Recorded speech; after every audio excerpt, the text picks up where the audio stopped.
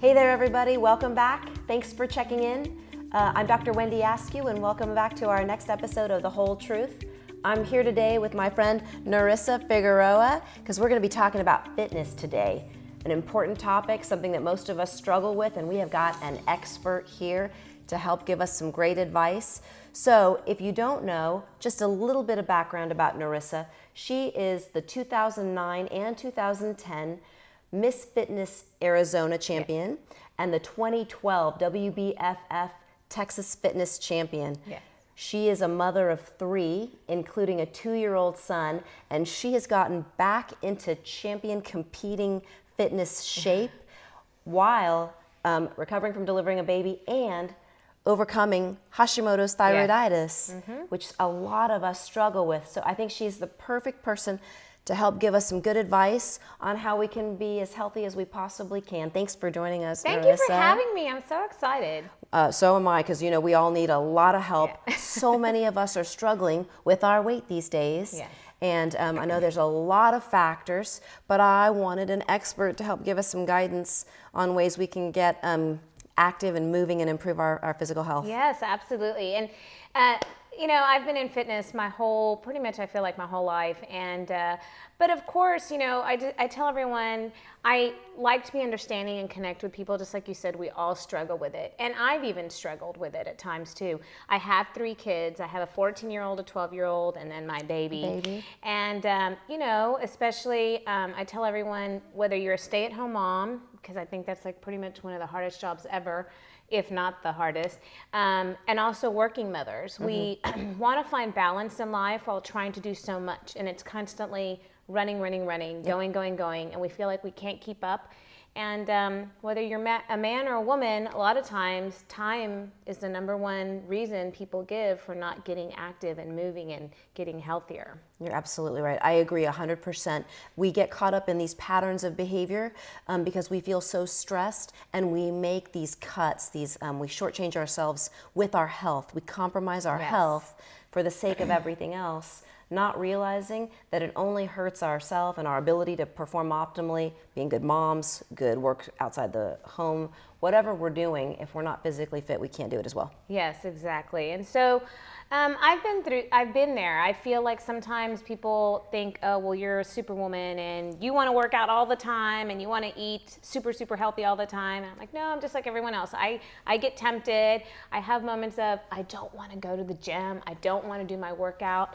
But I push myself a little bit more. And one thing I can tell you is find some time, put it in your appointment book, make it a priority. Like you said, bump it down because we consider it more of a luxury or kind of like, well, it's not a necessity. So what happens when we do that is that because we bump it down, we put all these other things in place. And I tell people, even if you have time to watch the news for 30 minutes, you have time to get up and move for 30 minutes. So I think what we need to start realizing, it's just as important as brushing your teeth. Absolutely. It's just as important as, anything else we do on a regular daily basis, that we have to take care of ourselves. And it's not just the physical, about how we want to look, and we know about like chronic diseases like cholesterol, diabetes, high blood pressure, which is shooting up the roof, unfortunately. Awful. And it's a shame because we have more resources now than we ever have in history as far as we have fitness centers, we have videos, we have cable, we have YouTube, we have so many resources, but yet America, we as a community, we keep struggling with our weight, and it keeps getting worse, and our chronic diseases keep getting worse. So I think it's something that we need to start realizing it is an absolute priority. And besides, like I was saying, the physical, it helps us in so many other areas. And as a woman, it helps you with stress, it helps you with emotion, it helps you with depression, it helps with anxiety, it helps, for me, myself, it helps almost to like, it defrazzles, recalibrates my brain. And when I'm done, I think so much clearer. I just want to add on to this. She is 100% correct. And, we talk about this and we pay lip service to it and like, oh, we know how good it is for ourselves. But I love actually throwing in the numbers and the science behind it. And so after the show, I'm going to edit and put up a slide that gives you some of the numbers with it. Yes. So people who exercise 3 times a week have lower rates of cancer, a 24% lower risk of colon cancer, a 12% lower risk of breast cancer, an almost 20% lower risk of cancer of the lining inside the uterus, and lower reductions but decreases in the risk of kidney cancer, lymphoma, liver cancers. Her comment about depression, there's been long-term studies done that compared exercising to Prozac. They looked at it over a 3-year period, at least one study, and you obviously know this. They were equally effective, right? And so exercising doesn't make you gain weight like the SSRI antidepressants absolutely can. Doesn't kill your sex drive like those medications can. And it doesn't come with a big copay and zap all your energy. This is something natural that has tremendous other health benefits for you. It improves production of neurotransmitters that support good mood, good hormones that promote living longer and better health in our bodies. So everything you said is supported by tons of science and research. And I've gone to American College of Sports Medicine Conference, National Academy of Sports Medicine, so tons of great conferences, American Council on Exercise, and luckily we have great research on all this. And again, the depression's a big one, your self-esteem, which is included in that. And as women, like I said, I think we struggle with not just we get low self-esteem when we don't feel like we look good from the outside, which is usually the number one thing. However, it's the low self-esteem, but then it's also, like I mentioned, it's almost like, I feel like moms and working mothers and moms are in that race to, I need to, especially with social media nowadays, have that perfect life. I need to have it all. And I need to go, push, I'm working, I'm doing this. I got the kids' school activities, kids' after school activities. We have so much on our plate, and then we actually watch social media and we see these perfect pictures of family life or the mom having it all. When I tell people, and especially my moms, I said, there's nothing wrong with wanting it all, but that doesn't mean you have to have it all at once. Unfortunately, we don't, and we kill ourselves. And so even when I just had my son here recently, since I'm older now, I'm in my 40s, and I did find this baby was harder to recover from. Even though I was in better shape when I found out I was pregnant than I did. Keep in mind, I feel like I'm in better shape now in my 40s than I was in my late 20s. Sure. And a lot of that has to do with, back then I thought it was over-exercise and eat very, very little, which wasn't that great either. But with this child, even though I was in better shape, it was harder to recover from. And I thought, 6 weeks, the doctor clears me, I'm going to jump back into it, which I'm sure you run into that with your patients. No, your metabolism changes, our metabolism changes. Absolutely very real effects on our metabolism slowing down as we get older, and it's not as easy to bounce back. I'm only smiling when you talk about this social media picture, because I think most of us know that most of it out there on social media is completely a lie, right?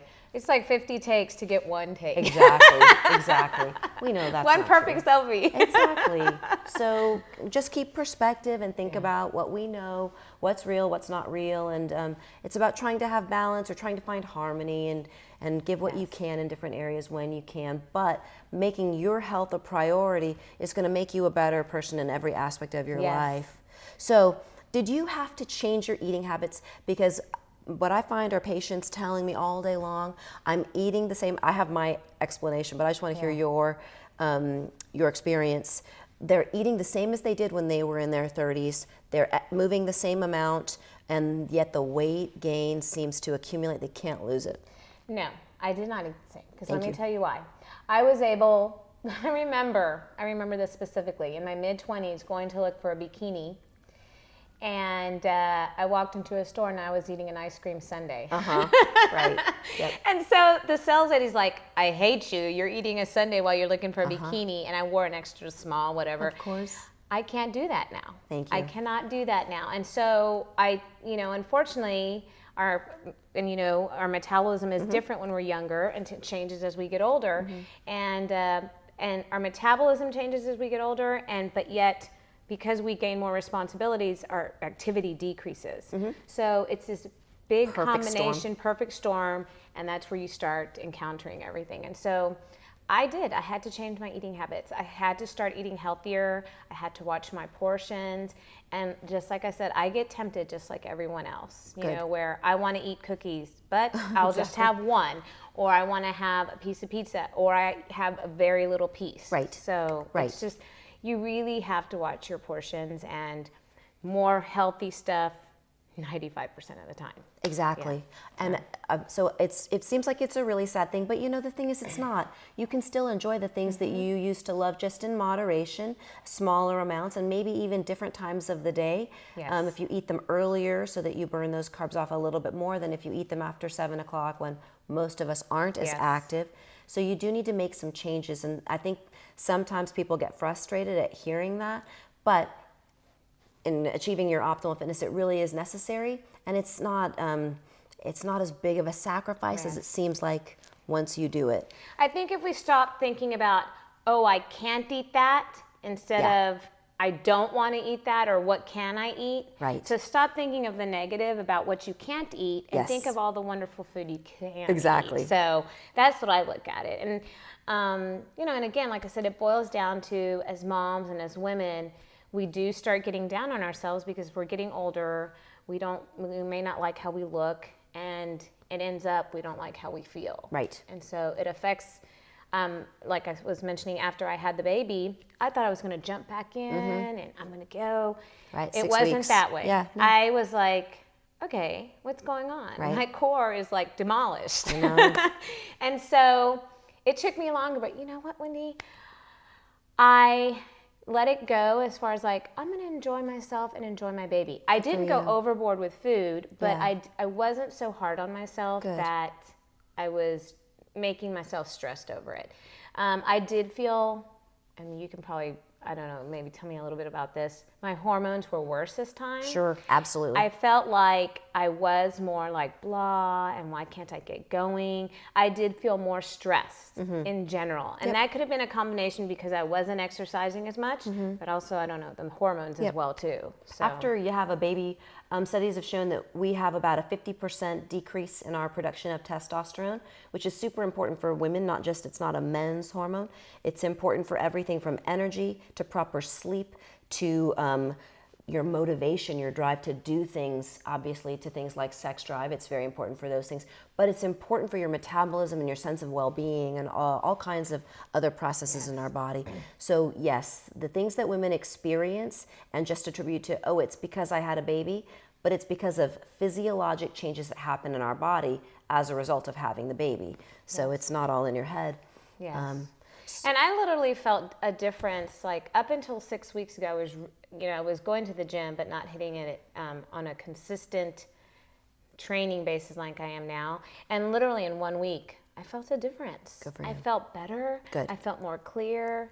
And so I can't tell you enough where, as moms, don't hit yourself so hard about not getting everything done. If the house is a mess, don't kill yourself over it. Good. It's going to be a mess. Go for the walk. Right. You probably need that more. Absolutely. So Absolutely. I think that's very important. And putting yourself, knowing that yes, you have the children, the baby, or work, but making sure you put yourself as a priority as well. So putting in that weight training, strength training. Thank you. Even if it's just body strengthening exercises. I tell people, even if you just get in your chair and squat, up and down, chair sits. So push through the middle of the feet and heel. Yeah. And so if you want to do it like during every commercial, get up and do something. Do some planks. And planks are fantastic for women that have had babies because it strengthens and tightens that abdominal wall area, which was separated during pregnancy. Yep. So even if you start small, just do something and get moving. And the small steps lead to bigger steps. Yes, So I think the small steps are important. So a lot of women don't know this, but and I spend a lot of time preaching this. We've been kind of fed this line about aerobic activity and cardio, but people don't realize that the strength training is critical to not only improving your lean muscle mass, but to improving your metabolism and to burning fat. Yes. And forever and ever, people have thought, oh, if I do get on the weights, I'm going to look like a man, and I don't want to look like that. You're going to burn fat, and it's important for you to do strength training. Yes, absolutely. So I'm glad you mentioned that. Cardio is important, obviously, for the heart health. Yep. However, you've got to get some strength training in, Yep. even if it's your own body weight, because, as you said, it helps to increase lean muscle mass. The more lean muscle you have, the more calories you burn throughout the day. At rest. And that's not just when you're working out. Yep. It's every day. You're like a little locomotive engine, Yep. going, and burning calories. And that's why men tend to lose weight Exactly. quicker than women because they have more lean muscle mass. So yes, we need to get some strength training in. So buy a DVD Yep. if you're not ready to hit the gym or be in public. Buy a DVD, go to a park. I have some great ideas for the playground fitness workout. You know, go to a park while your kids are playing. Yes. You could do some of the equipment as well. Do the monkey bars, do anything. Like I mentioned, the squats. Yeah. There's so many opportunities. Easy things. Yes. I'm a big fan of HIIT training, high intensity interval training, which is the whole science of working out smarter, not harder. It's the science of doing burst activity, like a small amount of time, maybe 2 minutes or a minute and a half of high intensity, which doesn't mean high impact, just getting your heart rate up, activating one muscle group set, and then stopping, taking a short break, and then doing another muscle group for a minute or a minute and a half.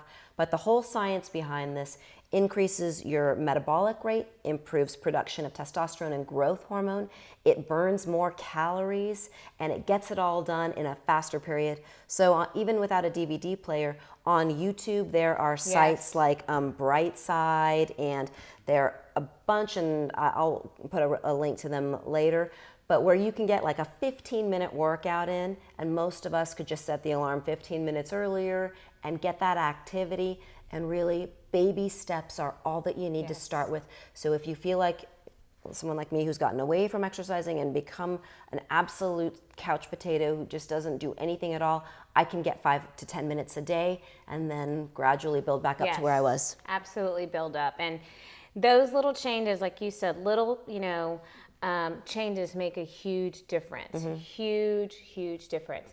And so it's the little steps that lead to the big journey.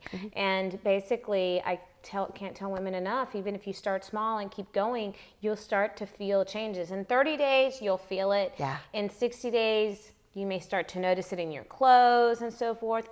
And then in 90, if you're really committed, others will notice it, you'll notice it. Awesome.